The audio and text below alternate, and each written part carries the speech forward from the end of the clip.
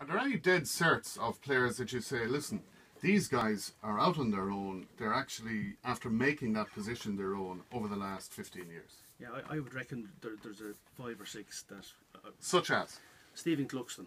I didn't even hear another keeper being mentioned. That's how dominant and how good Stephen Cluxton has been. That's one dub in the team anyway. Where do you think the main controversy would be? I mean, if you're saying, well look, Stephen Cluxton seems to be widely regarded as a potential goalkeeper, maybe the two boys either side of you with a gun pointing at your head suggesting they'd be included, but other than that, where would you see... I think it's ironic that we were talking about a different phase of the game and how defensive it's got, and still the quality of forwards, when you look down the list that have been up for each position, it's a lot easier to pick a defence than it is a forward line. There has been some outstanding forwards in the last 15 years that would grace any era in Gaelic football, and I think that's a bit of irony going against the type of defensive setups that there has been for the last number of years. Peter, you've been a manager at intercounty level with Fermanagh. How easy or difficult is it to pick a team in the first place? And also, given the parameters of the last decade and a half, you've yourself in, have you? In your selection? No, definitely not. You're too modest for that. Funny enough, I didn't realise Dara was coming here. I only had 2 shares originally in my first 15. So it's down to 1 now, is it? I've seen Dara coming this now up to 3.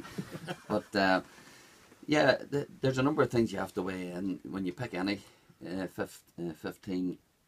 You can't just select the best footballers as in the most skillful footballers. There's a blend, there's a mix to any team. There's leadership, there's determination, there's work rate, attitude. There's so many components that you have to take into consideration. And I think when you select your best ever 15, I think it should include characters that have dug deep and have taken teams over the line to win provincial titles or to win all Ireland titles. So leadership and commitment, attitude has got to come into the mix as well. But I would have to agree with Paul. When I was selecting my best 15, I spent more time on the forward line, because you're looking at some of the players that you've left out and you say, how could you leave that player out of any team? So I've no doubt that there will be a best 15 selected, but equally you could follow that up with another 15 that would be every bit as good.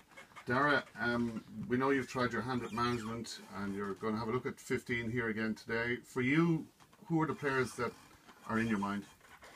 I suppose there's Micheál Murtig's brother, Nosh from Was he a good player? He was. Micheál, his brother used to say that if you're picking a team, you need a solid goalkeeper with a long kick out.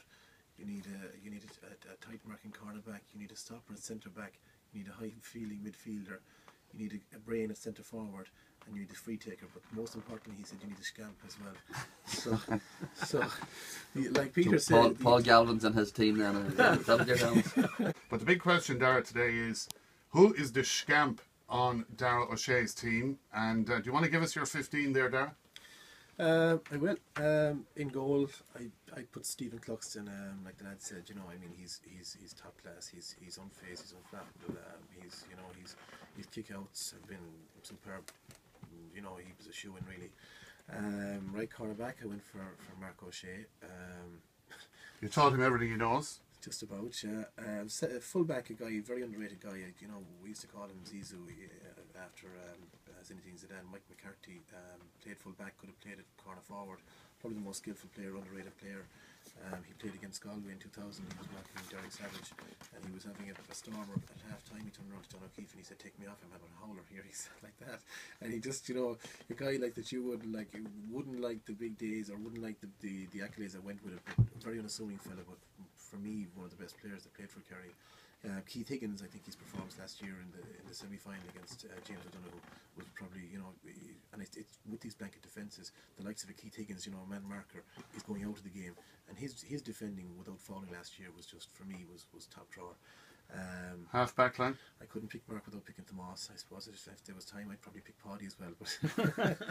But going to centre back, Kieran McGeeney, like Peter said there, you need leaders, and McGeeney he died for Armagh and has given so many good performances in National League, in Railway Cups and whatnot.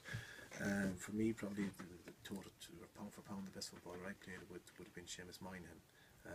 Look, Some engine on him. Sarah hit everything really. The only funny thing about it was like he was so good. The best way I could describe him is he was so good. We used to have drills in training, and Seamus never kicked with his left leg, but you'd want to see him trying to kick with his left leg. It was actually hilarious, and you'd stand beside him just to see it, and he wouldn't do it then. He just got thick, and he wouldn't do it then as a result. But for a guy that didn't kick with his left leg to be, I never saw him block down once. That'll tell you how good he was. Midfield, I'd be familiar with these fellas out there. Paul McGrain, tough man, big strong guy from Armagh. Whatever, you know, I mean, if you're putting in for a tough draw for 70 minutes, he's your man. Excellent on the field and leader as well. The other guy, a lot of fellas wouldn't know about, and gave me some of the toughest, gave me some of the best educations I ever got in midfield play is John Kwan from Limerick. I would have marked him over that period of time, and just even to keep his body as well as he did for so long, you know, playing for so-called weaker teams. I mean, the testament to this guy, anytime we played Railway Cup, he would go up against the likes of Tohills or any of the big John McDermott and stand out in that company regularly. Never saw him playing a bad game. And unfortunately, I was marking him for a lot of those games as well. Right half forward, probably one of the quieter picks of my team, Paul Galvin. You know, lives one of the cleaner players in the game. No, I think Paul, like as a midfielder playing with Paul, for breaking ball and stuff like that, he'd just go through the wall for you, and couldn't go without him. Again, Declan Sullivan on the 40. And you'd have to be conscious of the great players that the other guys, the Dublin players, Paul Flynn and Jim McConnelly, but just for me, Declan Sullivan did it over a period of time. The lads are still in their prime. Sean Cavan, obviously, look, couldn't pick a team without Sean Cavan. He's been exceptional over the years.